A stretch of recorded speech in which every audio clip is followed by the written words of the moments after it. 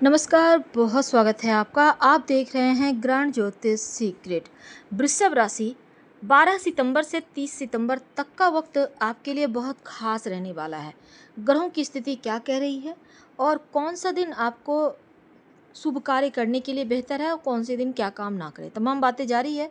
Video के अंत तक बने रहिए और ये प्रेडिक्शन चंद्र राशि पर आधारित है। देखिए, इस महीने भाग्य का साथ मिलने वाला है।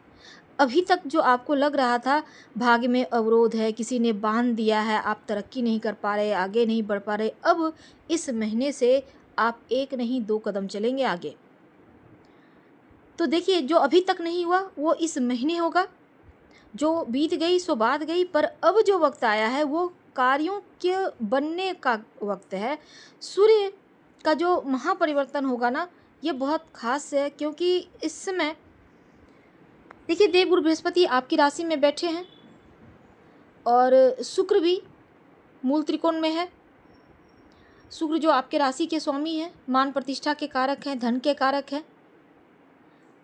तो तमाम ग्रहों की स्थिति के अनुसार ही जानेंगे इस महीने क्या शुभ क्या अशुभ और कौन से ग्रह क्या शुभ फल देने वाले हैं।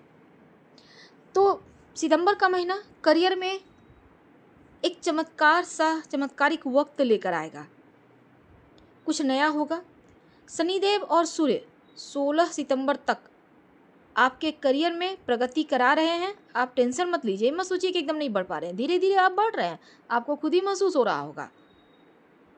और सूर्य भगवान चतुर्थ से निकलकर पंचम में जब जाएंगे, मित्र की राशि है बुध, राजकुमार की राशि, तो सोचे हुए तमाम कार्य आपके बनते चले जाएंगे, आपके कार्य पूर्ण होंगे। बच्चों को लेकर जो चिंताएं थी, चिंताओं से आप बाहर निकलिएगा।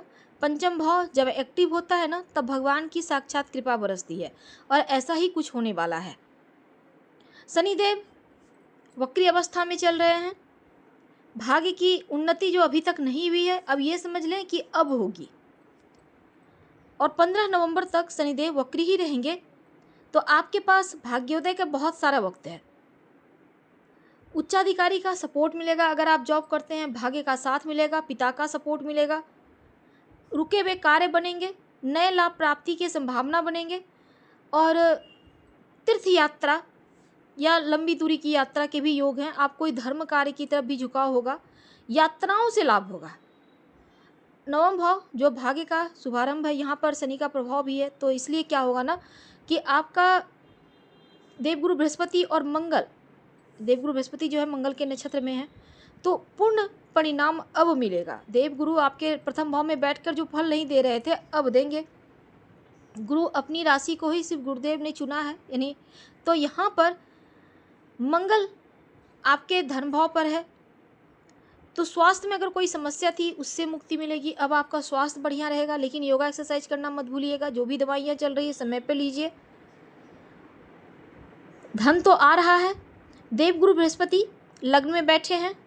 पैसा और वाणी, ये दोनों चीज़ों पर आपको नज़रें बनाए रखना है, यानी कि वाणी तो मीठा बोलना ही है, धन पर भी कुंडी मार कर बैठिए, क्योंकि खर्चा भी बढ़ाएगा लेकिन धन बैंक बैलेंस भी बढ़ाएगा। तो आपको चुनना है कि आप खर्च करते हैं या बैलेंस बढ़ाते हैं।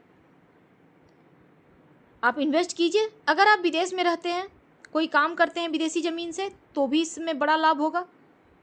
और शुक्र इस समय मालव्य नामक राजयोग बनाकर चल रहा है, तो जीवन में शुक्र छठे भाव में आपके राशि के स्वामी हैं।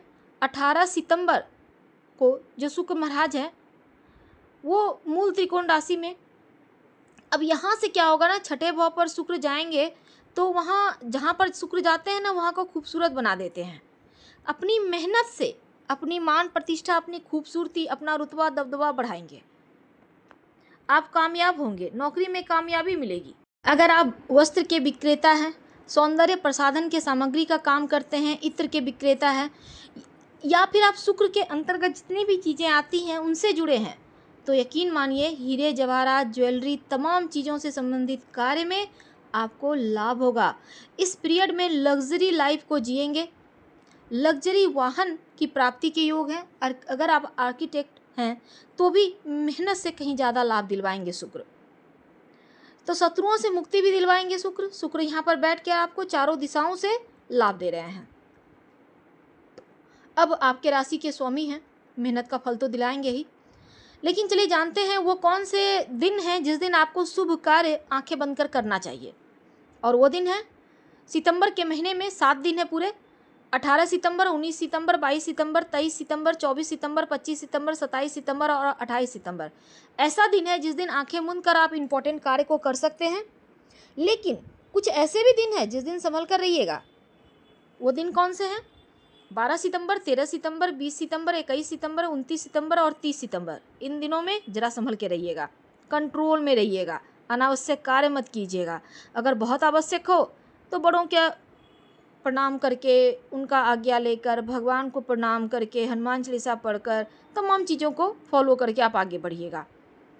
हम आपसे विदा लेते हैं। जानकारी अच्छी लगे तो लाइक कर, सब्सक्राइब करें, शेयर करें, कमेंट करें। धन्यवाद। हम फिर मिलेंगे।